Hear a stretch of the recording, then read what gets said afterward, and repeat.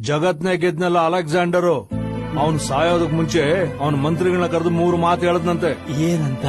ಮೊದಲನೇದು, ನಾನ್ ಸತ್ತಾಗ ನನ್ನ ಶವದ ಸುತ್ತು ಜಗತ್ತಲ್ಲಿರೋ ಪ್ರಸಿದ್ಧಿ ಡಾಕ್ಟರ್ಗಳೆಲ್ಲ ಇರಬೇಕು ಅಂತ. ಯಾಕಂತೆ?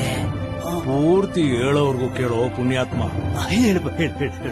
ಎರಡನೇದು, ನಾನು ಜೀವನ ಪೂರ್ತಿ ಸಂಪಾದನೆ ಮಾಡಿದ ನಗ, ನಾಣ್ಯ, ವಜ್ರ, ವೈಡೂರ್ಯ ಎಲ್ಲ ನನ್ನ ಶವ ಹೋಗೋ ದಾರಿ ಉದ್ದಕ್ಕೂ ಮೆರವಣಿಗೆ ಚೆಲ್ಲಬೇಕು ಅಂತ.